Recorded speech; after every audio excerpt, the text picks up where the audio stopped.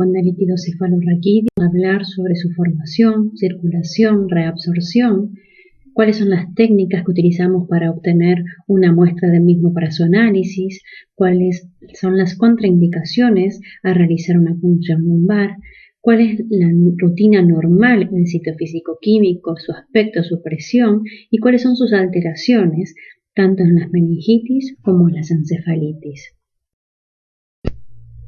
El líquido cefalorraquídeo tiene como función la protección mecánica del cerebro y de la médula y de la transferencia de sustancias entre el tejido nervioso y el medio interno. El mismo se va a formar a nivel de las vellosidades de los plexos coroideos y de los espacios perivasculares por filtración y secreción. Circula por las cavidades ventriculares y espacios subaracnoideos, bañando el neuroeje para finalmente reabsorberse en su mayor parte a nivel de las vellosidades aracnoideas que se encuentran en los senos venosos. Se desplaza lentamente en dirección caudal, desde los ventrículos laterales, pasando por el agujero de Monroe al tercer ventrículo, desde ahí a través del acueducto de Silvio, llega al cuarto ventrículo y por los agujeros de Luschka pasa a las cisternas basales, desde donde se distribuye por las restantes partes del espacio subaracnoideo. Existen tres técnicas diferentes para la obtención de una muestra. Pueden ser por punción ventricular, punción cisternal o punción lumbar, que es la más ampliamente utilizada.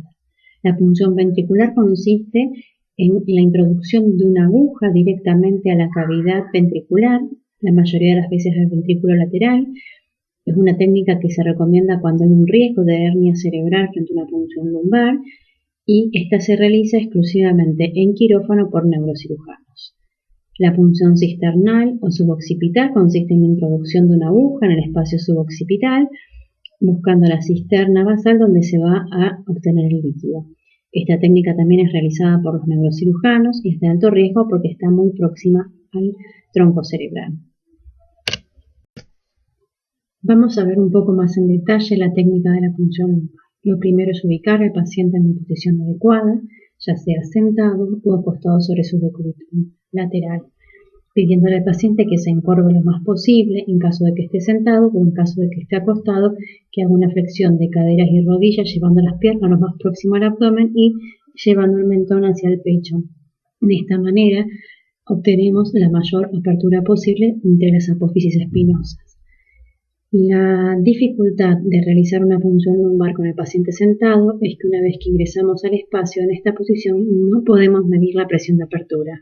Debemos proceder con la aguja en posición a recostar al paciente sobre su decúbito lateral y en ese momento medir la presión de apertura.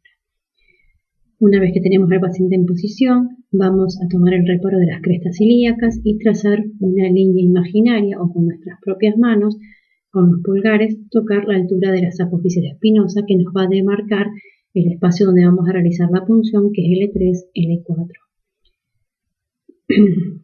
Una vez que tomamos el reparo anatómico, vamos a proceder a una correcta asepsia y desinfección del tejido cutáneo en todo el sitio de la columna donde vamos a realizar la punción lumbar. Lo podemos hacer con solución iodada en círculos en forma espiralada, desde el interior hacia el exterior, y yo aconsejo también realizar una asepsia en las regiones de las apófisis, de las crestas ilíacas, que es donde vamos a tomar el reparo en caso de que requiramos retomar el reparo una vez que esté esterilizada toda la zona. Colocamos un campo estéril, utilizamos guantes estériles y utilizamos una aguja de calibre 21.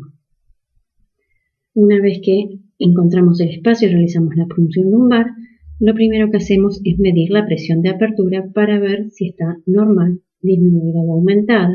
Podemos utilizar un manómetro Teflon que no está realmente disponible, por lo tanto tenemos un método casero de medir la presión de apertura, que es con un perfus, que se coloca a la salida de la aguja y se coloca bien perpendicular a la cama hacia arriba y se va a mantener el perfus elevado hasta que el líquido cefalorraquídeo deje de ascender por el perfus. Una vez tomada la presión de apertura, se va a proceder a la recolección del líquido cefalorraquídeo. Yo junto entre 15 y 20 gotas en cada vial o tubo de ensayo estéril siempre, Y el primero no es el que generalmente enviamos para la evaluación citofísica química del líquido, ya que generalmente puede venir con algún resto hemático en caso de que la punción lumbar haya sido un poco traumática. Se aconseja enviar el segundo frasco. Y yo siempre aconsejo retirar juntar 3 frascos de líquido. Uno para citofísico químico, otro para directo cultivo bacteriológico, tinta china y látex si es necesario DRL, y guardar un tercer vial en caso de que tengamos que agregar PCRs para virus o algún otro tipo de estudios específicos para estudios de enfermedades neurológicas. Una vez que se termina la recolección del líquido, se tapa la aguja con el mandril, se retira y se ocluye el sitio de la punción lumbar con una gasa estéril y se le indica al paciente que permanezca en decúbito ventral estricto, sin almohada, durante al menos 2 horas, para lograr de esta manera que el orificio que se genera en meninges para la extracción del líquido cefalorraquídeo se ocluya y no produzca a posterior una de las complicaciones que es el síndrome de pospunción lumbar. Acá vamos a ver un poco cuáles son las complicaciones de la punción lumbar, que es una infección iatrogénica si uno no toma las medidas adecuadas de asepsia y de desinfección de las zonas, o si uno punza sobre una piel que está infectada, que es una de las contraindicaciones a realizar la punción lumbar. Podemos realizar lesiones accidentales de una de las raíces dentro del canal, y que esto se debe a que recuerden que nosotros estamos entrando a nivel que se encuentra la cola del caballo. O un síndrome de pospunción lumbar, como les mencioné anteriormente, que consiste en la pérdida de líquidos cefalorraquídeos por el orificio de la punción y se caracteriza por una cefalea postural, que es muy típicamente que el paciente, cuando se incorpora, ya sea sentado o parado, presenta cefaleas intensas y que ceden espontáneamente y rápidamente cuando toma el decúbito ventral. Esto se debe a que cuando el paciente se incorpora, hay unos cambios de presiones y hace que al perderse el líquido cefalorraquídeo por el sitio de punción, las estructuras descienden, que se encuentran suspendidas en el líquido cefalorraquídeo y tironean meninges y senos venosos y gatillan el dolor. Otra de los efectos adversos o las complicaciones que puede tener la punción lumbar es la de, si la realizamos en un paciente que tiene un aumento de presión intracraneana por una masa ocupante de espacios, genera lo que se llama una herniación de las amígdalas cerebrosas con complicaciones a nivel por compresión del tronco y generar la muerte del paciente. Por eso, frente a todo paciente que sospechamos que puede tener un aumento de presión intracraneana por una masa ocupante de espacios, tener mucha precaución al realizar una punción lumbar si no tenemos estudios previos. ¿En qué vamos a basar la decisión de realizar una punción lumbar y a quién se la vamos a realizar? Vamos a basarla básicamente y clínicamente en el cuadro clínico del paciente, pensando si esa punción lumbar no le aporta mayor riesgo al paciente y si nos aporta sí una información importante para hacer un cambio de conducta terapéutica. ¿En qué casos vamos a recomendar la realización de una punción lumbar? Ante cualquier paciente con fiebre y signos meningios, signos de irritación meningia.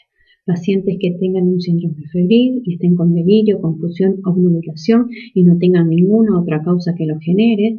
Pacientes que tengan fiebres y cefaleas crónicas, cefaleas inexplicables y un síndrome febril sin foco. En un paciente que está persistentemente febril y no se encuentra ninguna justificativo para esa fiebre a nivel de los otros sistemas. ¿A qué pacientes vamos a contraindicar la realización de punción lumbar? Un paciente que tenga un edema bilateral de papila, porque estamos sospechando que tenga una masa ocupante de espacio y que esté generando una hipertensión endocraniana. En este caso tenemos que pedir una neuroimagen previamente. Podemos pedir una tomografía axial de cráneo, que es el estudio más ampliamente utilizado y más accesible, y si descartamos que tenga una masa ocupante de espacios, podemos realizar una punción lumbar, porque en ese caso estaríamos sospechando una hipertensión endocraniana idiopática. En pacientes que tengan trastornos de coagulación, que estén anticoagulados con heparinas, con anticoagulantes orales, que tengan bajas las plaquetas, siempre en todo paciente, antes de realizar una punción lumbar, no solamente evaluar que no tenga un signo de foco neurológico que nos contraindique la punción lumbar, sino ver que tenga un buen nivel de plaquetas. En pacientes, como ya dije previamente, que no tengan un proceso infeccioso del tejido cutáneo o del celular subcutáneo a nivel milario que tenemos que puntuar, porque ahí vamos a generar una infección iatrogénica. Y evaluar siempre el riesgo en casos de que pacientes tengan una masa ocupante de espacio, el riesgo de herniación que tiene, porque no todas las masas ocupantes de espacio van a tener riesgo de hernia. ¿Qué pasa si hay un paciente que tiene una fuerte sospecha de una meningitis bacteriana y presente edema bilateral de papila y por tomografía constatamos que tiene una masa ocupante de espacio? Podemos utilizar agujas de punciones lumbares más finas. Yo mencioné que usamos el calibre 21, podemos pasar a calibre 23, que tengan extremos romos para que cierren más rápidamente, para que lesionen menos la meninges, sacar muy pocas gotitas, lo suficiente para hacer un cultivo indirecto bacteriológico y un sitio físico-químico. Podemos colocar al paciente en posición de Trendelenburg, sin inclinar la cabecera de la cama y levantar los pies. O se puede también iniciar un tratamiento empírico de muy amplio espectro de antibiótico-terapia sin realizar la punción lumbar si es muy alto el riesgo de herniación con la masa ocupante de espacio que tenga el paciente. ¿Qué es lo que vamos a evaluar, a medir, a observar en el líquido cefalorraquídeo? Lo primero que tenemos que hacer es medir la presión de apertura, la cual tiene que estar entre 8 a 20 centímetros de agua. Vamos a observar su aspecto. El aspecto del líquido cefalorraquídeo es sumamente claro, es translúcido, es cristal de roca. Lo que analizamos en el líquido cuando pedimos un sitio físico-químico es la cantidad de proteínas que tiene, que no tienen que superar los 45 miligramos por decilitro, los elementos o celularidad que no deben ser mayores a 5 elementos por milímetros cúbicos y la glucorraquia o glucosa que debe ser siempre igual o mayor a la mitad de la glucosa sanguínea. Por eso es muy importante dentro de la hora previa o posterior a la punción lumbar tener una glicemia reciente y no tener una glicemia de muchas horas previas a la punción lumbar o posterior. En el líquido cefalorraquídeo, aparte del sitio físico-químico, podemos pedir otros estudios adicionales, dependiendo de lo que sospechamos, un directo y cultivo bacteriológico, tinta china y látex, una tinción de Ciel-Nielsen si sospechamos una tuberculosis. Podemos pedir diferentes cultivos. También podemos pedir diferentes PCRs virales si sospechamos adenovirus, herpes simplex, citomegalovirus y BRL en el caso de que sospechemos una neurosífilis. ¿Cuáles son las alteraciones que encontramos en el líquido cefalorraquídeo? Lo primero que hacemos es medir la presión, por lo tanto es lo primero que vamos a evaluar si la presión está normal o si hay una hipertensión del líquido cefalorraquídeo que puede presentarse en trastornos de meningitis, de encefalitis, de meningoencefalitis, en masas ocupantes de espacios y la hipertensión intracraneana idiopática. La hipotensión del líquido cefalorraquídeo también puede estar presente y se debe generalmente a procesos de hipotensión intracraneana idiopática generada por fístulas que pueden generarse por traumatismos o en formas espontáneas a nivel de las meninges que hacen que se pierda el líquido cefalorraquídeo y genere este cuadro muy similar al del síndrome de postpunción lumbar pero espontáneo. Es en cuanto a su aspecto. Cuando lo vemos que no es cristal de roca, podemos encontrar que el líquido sea hemorrágico y es importante que ese líquido hemorrágico veamos el postcentrifugado. Si en el tubo número 1 vemos bien un líquido de hemorragia de una hemorragia subaracnoidea. Pero ¿qué pasa si estamos sospechando una hemorragia subaracnoidea y la punción lumbar fue traumática? Entonces es importante ver el centrifugado posterior, donde, como vemos en el segundo líquido, nos queda el líquido claro y el sedimento hemático en el fondo. Esto nos está informando que no es un líquido hemático por una hemorragia subaracnoidea, sino que es un líquido hemático por punción traumática. Diferente puede ser si cuando se hace el centrifugado, el líquido nos queda xantocrómico y el sedimento hemático, como vemos en el tercer tubo, que en este caso nos está hablando que hay una hemorragia un poquito más tardía, que el sedimento sí es traumático y el líquido nos queda xantocrómico porque probablemente es una hemorragia un poco más tardía. Pero eso es muy importante tener en cuenta el postcentrifugado. Otra de las alteraciones del aspecto que vemos de los líquidos es la xantocromía, que es un líquido que es amarillento, que lo vemos muy frecuentemente en las hemorragias subaracnoideas tardías, cuando los punzamos más allá de las 24 horas, cuando hay un aumento de proteínas, una proteinorraquia elevada en las encefalitis, en los bloqueos de circulación o en los aumentos de bilirrubina, que nos da una santocromía del líquido. Otras alteraciones en sus aspectos, que los vemos también, lo vemos en contextos de enfermedades infecciosas, son en las meningitis tuberculosas. La meningitis tuberculosa es un líquido levemente opalescente, tipo un velo de novia, pero es claro. Las meningitis virales no dan por lo general cambio en el aspecto del líquido, sigue siendo un aspecto claro, a diferencia de las meningitis bacterianas, que nos van a tornar el líquido turbio hasta purulento, dependiendo de la etapa evolutiva y la virulencia de esa bacteria. ¿Cuándo vamos a punzar a un paciente? Cuando un paciente tiene una cefalea brusca, más rigidez de nuca, ahí estamos sospechando que tenga una hemorragia subaracnoidea. Cefalea de reciente aparición en forma brusca, en estallido, más rigidez de nuca, pensar en una hemorragia subaracnoidea, y ahí vamos a encontrar los distintos tipos de líquidos, como yo les dije, hemorrágicos o santocrómicos. Cuando hay cefalea y fiebre vamos a sospechar lo que es una meningitis, y ahí la punción lumbar nos va a dar opalescente, nos va a dar turbio o nos va a dar claro, dependiendo si es una meningitis viral o bacteriana. ¿Qué alteraciones vamos a encontrar en la composición del líquido cefalorraquídeo? En las meningitis bacterianas, como ya lo dije anteriormente, el aspecto va a ser de turbio a purulento. Hay un aumento de elementos que generalmente es muy elevado, mayor de 500 elementos por lo general encontramos, a predominios de neutrófilos con un aumento de proteínas importante, entre 50 a 2000 miligramos por decilitro, y una disminución de la glucorraquia, que por lo general es menor a 1/3 de la sanguínea. En las meningitis virales, el líquido es de aspecto claro, no tenemos en la celularidad que encontramos neutrófilos, sino son unos elementos que están aumentados entre 10 a 100, nunca llegan a más de 200 elementos por milímetros cúbicos a predominios de linfocitos. Las proteínas están elevadas, pero nunca tanto como las encontramos en las meningitis bacterianas, y la glucorraquia por lo general está conservada. Las meningitis tuberculosas tienen un líquido claro, pero con un velo de novia, no es un líquido claro traslúcido, como vemos en la viral o cristal de roca, que es el líquido normal. Generalmente hay un aumento de elementos a predominios de linfocitos. Inicialmente puede haber una neutrofilia que rápidamente va a virar hacia un líquido linfocitario.